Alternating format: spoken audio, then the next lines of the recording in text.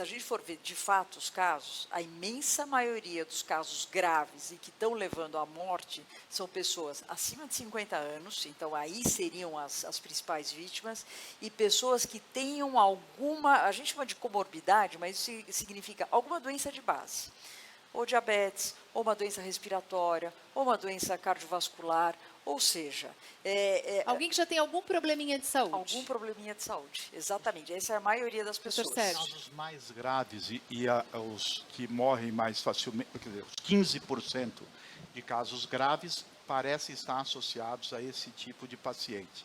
O que significa que muita gente pode não ter quase sintomas. Pode ter uma infecção viral que praticamente não tem sintomas, ou são poucos sintomas, parece um resfriado comum. Muita gente, então, isso já há dados consolidados para observar que os casos mais graves são esses e os que foram a óbito são esses com essa característica. Isso significa que é uma faixa etária mais ou menos conhecida de infecções respiratórias que merece mais cuidado. Nós temos essa informação. Agora, hoje no Brasil, tranquilizar, o risco, se o risco na China de alguém morrer de coronavírus é 1 para 3 milhões, na China, aqui não existe. É um risco nulo. O importante é que quando e se aparecer o coronavírus no Brasil, nós vamos saber imediatamente. E imediatamente a população também vai saber.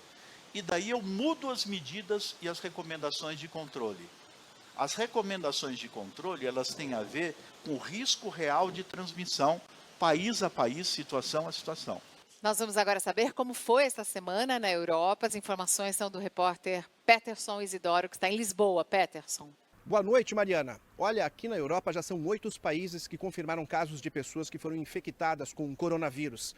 Depois de Reino Unido, Alemanha, França, Itália, Espanha, Finlândia e Suécia, foi a vez do governo da Bélgica anunciar que deram positivos os testes realizados num cidadão belga que havia regressado de Wuhan.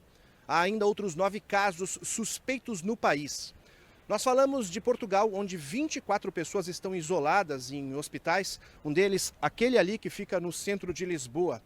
Os médicos estão monitorando esses pacientes que vieram da China, mas por enquanto os primeiros testes deram negativos, como explica a diretora-geral da Saúde.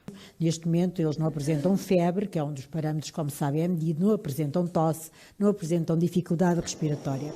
18 portugueses e 2 brasileiras pediram ao governo de Portugal para deixar a cidade chinesa de Wuhan, desembarcaram aqui em Lisboa a bordo de um avião da Força Aérea Portuguesa. Uma delas é a jogadora de futebol Milene, que veio acompanhada de uma familiar que também estava em Wuhan. Embora o primeiro teste realizado tenha dado negativo, o Ministério da Saúde anunciou que fará uma segunda análise. A Milene e as outras 19 pessoas que vieram neste voo vão ficar em completo isolamento por 2 semanas e vão ser monitoradas por 40 dias. Uma medida preventiva, segundo a ministra da Saúde de Portugal. Além desse grupo que veio da China e permanece aqui internado, outros 4 pacientes, todos portugueses, estão sendo monitorados pelos médicos.